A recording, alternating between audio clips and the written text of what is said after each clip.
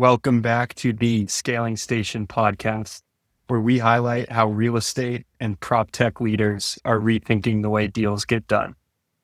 I'm your host, Will Radowski, and today I'm joined by Adam Capes, founder and CEO at GoForth. Adam, thanks for joining me today. How's it going? Going great. Thanks for having me, Will. Yeah, absolutely. I typically like to start by just kind of opening up the floor. If you could tell myself, the audience, a bit about yourself or your background. Sure. I've been in this industry for about 20 years. I live in Atlanta, Georgia. Grew up in St. Louis and went to school up in New York. So kind of been a little bit all over. I First thing that I really did out of college was I started a magazine in Atlanta in 96 and we sold it in 2003.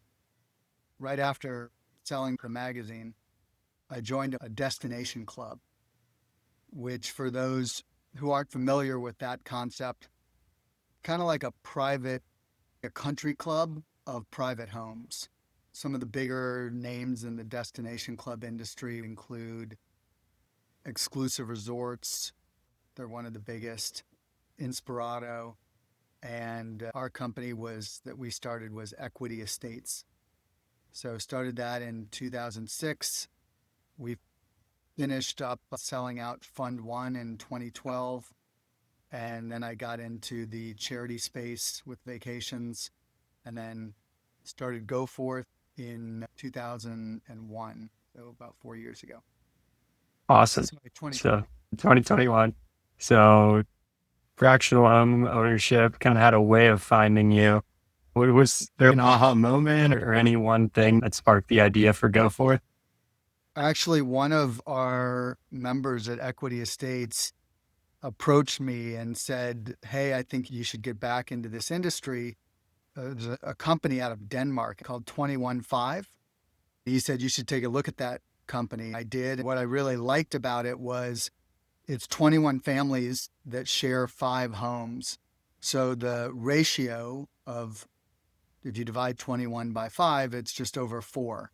So you're not competing with that many people to get prime dates. That was really the biggest challenge across the industry, availability. When I've spoken with hundreds of members and owners in different companies, they love the homes, love the services. Availability can be the biggest challenge because typically the ratios are not 4-1, they're 7 or 8-1. So you've got a lot of families that might want to go somewhere in the winter or over New Year's week or in the summer, whenever the season is best. As much as everyone would love to take 2 weeks off in March or October, I could see holiday weeks and that good stuff when the residents or co-owners want to be in the house. Cool. And we'll get into availability a good bit. I did want to kind of maybe just ask, what is GoForth? If you could explain who you serve and your mission, it'd be awesome. Yeah, so we help people who typically want to own a second home, but it doesn't make financial sense for them. It doesn't mean that they can't afford to buy the whole home. In many cases, they certainly can. But if they're only going to stay there for a couple weeks, a month, or even 2 months, they don't think it makes sense to pay for 100% of the home and access and expenses when they're only going to use it maybe 10 to 20% of the year. Absolutely. And what kind of does separate you from competitors or other kind of co-ownership models out there? Yeah, I think one of the major things is our ratio because we keep it so low at 4-1. It means that there's only 3 other families that could potentially want the same dates as you, as opposed to 6 or 7 others. In addition to that, we also have what we call a peak date guarantee. We match owners based on when they want to go to their home on an annual basis.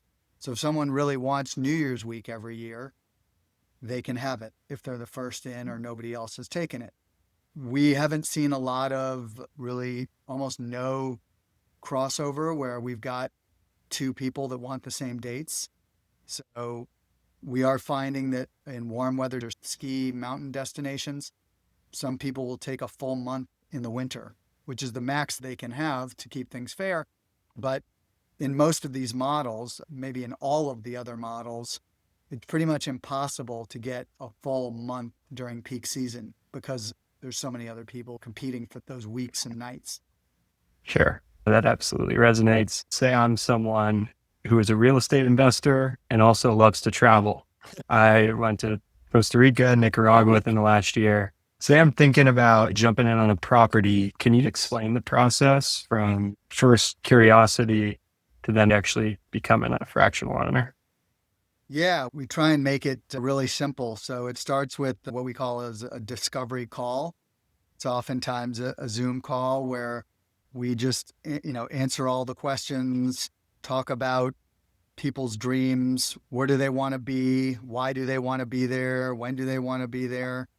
Who do they want to travel with? So we know about the size of the home. After this discovery call, if it makes sense, and we find a destination, we'll schedule a discovery trip. So we don't expect anybody to invest in a home without doing two things, meeting us and getting to know at least someone, whether it's myself or one of our sales team, so they can really understand exactly how everything works at GoForth and seeing the property, making sure that it's a good fit and a place they would like to call home for potentially the next 10 years as their second home, or in some cases, third or fourth home. So that's really the process. And you talked about investing. We do have two types of properties. If we could put them in buckets, I would say we have existing standalone homes. Could be a condo, it doesn't have to be a freestanding home. We have existing properties and pre construction properties that are typically branded residences. A branded residence would be affiliated with a 5-star or 4-star hotel brand. The major hotel brands doing branded residences are the Ritz-Carlton, the Waldorf Astoria, the St. Regis, the Four Seasons, Montage. So these are typical branded residences. And then you also have non-hotel branded residences. So we're working with Dolce & Gabbana, the famous designer line, fashion line, and they have an amazing property that they're doing in Marbella, Spain. So there in Miami, there's a number of high-end auto lines that have gotten into the branded residence business. Bentley, Aston Martin. In Spain, there's actually a Lamborghini residences. So the point is, with all of these branded residences, what we try and do is get in very early. We like to be first before they've raised the prices. We know that most developers over a 2 to 3 year build process are going to raise prices typically between 50 and 100%, which sounds like a lot, but it's just the nature of what happens when they start off and need some momentum and are oftentimes selling at or below cost just to meet those lender covenants. So we help people if they're looking for investment in addition to, lifestyle, memories, saving money, all of the things that everyone in our industry offers. We help them get in early. And there's kind of two pieces to the investment component. So one would be that ability to get appreciation. Typically, most of that's going to occur during the construction process. Once these properties are completed and people can go there and check it out, it's a lot more expensive. Again, typically 50 to 100% more expensive. So we help people determine if that's really important to me, or am I dead set on a specific ski resort or a specific beach destination where there may not be any branded residences. And then we'll match them with other people that are also like-minded and interested in the same property, and they can own a quarter of the home together. It's amazing. So we don't do anything more than a half because I don't think anyone's really interested in buying 3/4 of a house, and I don't think they would want to own the whole home through us. It wouldn't make sense. We're all about helping people save money and share it. So we offer a quarter or a half interests.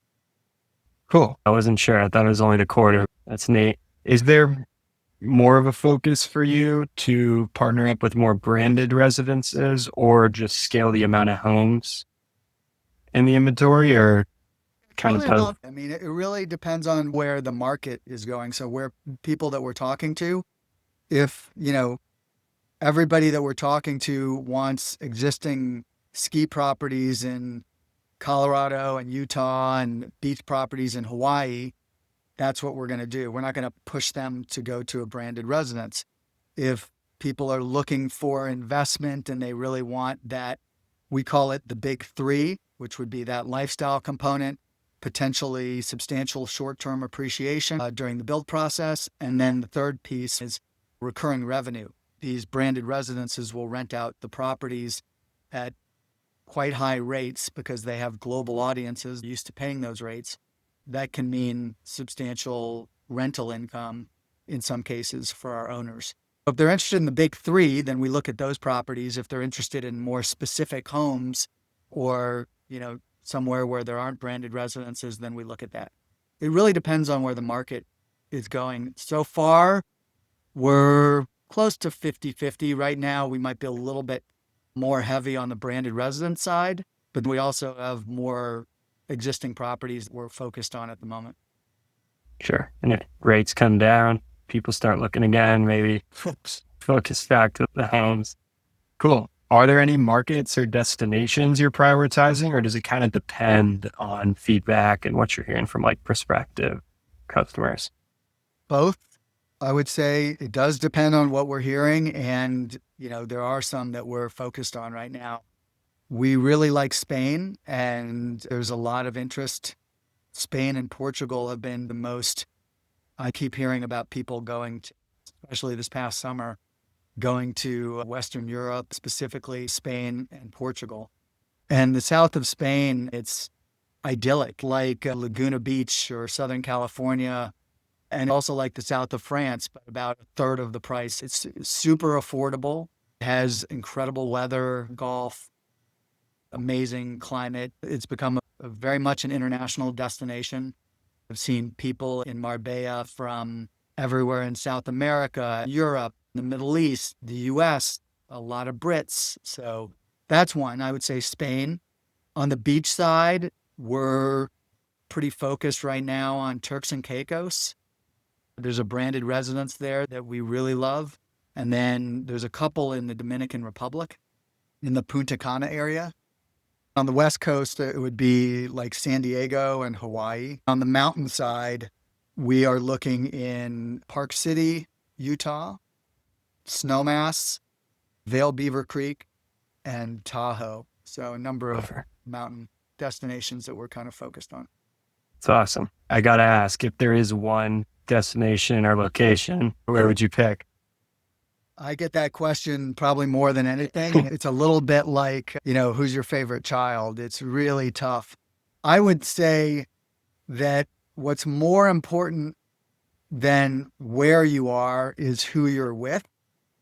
For anyone out there that's planning a vacation or thinking about buying a home, I would make a list of all the people that you would want to spend time with there, which is probably more important than exactly where you are. My son goes to an amazing sleepaway camp. Was just finished being a counselor for the third year in a row, and he went as a camper. I went to the same camp growing up, and the camp director had a great saying. He said, "Our camp is wonderful and on a beautiful lake, but our people are so amazing that these campers would have an amazing time in a big garage or warehouse." I think a lot of it really is about the people you're with more than the destination. I know that's a little bit of a cop-out, and I will say, I don't know that it's my favorite destination because it's very hard to compare a beach place to a ski place to a city, but Marbella, Spain is one of my new favorite places on the planet for all the reasons that I shared with you. I'm going to add it to the list, but definitely agree with who you're with matters equally or more. and where you're at. What does a typical day look like for you? I don't know that there is a typical day for me. I'm trying to run the company and create an intentional culture. I'm talking to different people in the company and making sure I'm supporting them and we're all rowing in the same direction. I'm also really focused on two other things. I do work with people. I like going on discovery trips and helping people who are making that final decision. I'm also helping find destinations and properties, be it branded residences or developments that we think have a lot to offer. So that if someone says, "Hey, I want to be in Snowmass or Park City," we can say, "Great, have you looked at this area, this building, this development?" Because we think it really has a lot to offer. And that's one of the things is we're not we're not a developer, we're not realtors, we're not tied to any. We could go anywhere in the world, right? So Yeah, we're really total third party, unbiased, just trying to find the the best places for people to spend that time with the people they care about most. sure. Yeah, I've spoken with a couple brokers, realtors on the podcast, and they've mentioned how important it is to know your market, know your inventory. So when someone asks about, a neighborhood, you're prepared and might even have options for them. Pretty damn cool that you get to do it for travel destinations and not like neighborhoods within a zip code. And to be fair, it's not like you know, I've had to study up over the last couple of years. I mean, I've been doing this for about 20 years. So I know people in a lot of these markets. I know realtors, I know entrepreneurs, I know we have owners from a lot of these places or have visited. A lot of them are own second homes or third homes there. So I've gotten to know people in these different destinations. That's made it a lot easier for me to be familiar with where we want to be and where we don't want to be. Sure. And where do you want to be, say, 12 months from now? Is there any like goals you have or? Yeah. Yeah. I mean, we're this year, we've been trying to get to kind of adding one home a month. Um, we'll go sometimes have a few months where we don't add any. And this month we've added three. So it can come in fits and spurts, but we're looking to kind of do one home a month and then ramp up next year and double that to two homes a month. So that's where Nice. 12 months from now, that would put us at roughly 25 homes to 30 homes, It's us. which is a lot. It's a lot of, one of the things about GoForth is if you own the branded residences are different, but in terms of the homes, you can stay in any of our homes. So that would mean a lot of different destinations for folks to be able to enjoy besides one quarter or one half interest in the home they've bought into. Absolutely. So anyone with, say, I have a quarter ownership of a condo in Nicaragua, I can visit Marbella or somewhere in Spain as long as it's under kind of the GoForth umbrella. Absolutely. That is cool. uh, awesome. Well, we've spoken a good bit about, what's working. Curious if there have been any growing pains or kind of what you're focused on improving over the next Yeah. year. I mean, if there's not growing pains, I would say something's not working. You there? Yeah. Hey, Adam, Hey. can you hear me? Cool. Okay, I got you back now. That will just require a little editing, but no problem. Sorry about that. My AirPods glitchy. And just so the audio is all good, I'm going to connect this microphone. And then it's still been recording, so I can repeat that question. Does that sound good? Yeah. Thank you. All right. Awesome. So been able to talk about a lot of the exciting things GoForth's working on and what's been working. Are there any growing pains or metrics you're focused on improving that you'd be willing to share? Sure. Yeah, Yeah. growing pains. I mean, we pivoted the model a few years ago, so we even changing the name of the company. We were originally called My Five Homes, and we had the same model as that company in Denmark, which is 21 5, where we were looking to build um, groups of 5 homes and 21 families. And what we quickly learned was in Europe, there's there's more than 5 destinations, but if you kind of do Tuscany, Greece, Spain, maybe something in France, you can quickly get to 5 destinations that most people in Denmark would be excited about. With the United States mostly selling in the US and then people looking all over, we quickly learned that putting together groups of 21 families um, and having them all agree on kind of the same 5 homes was near impossible.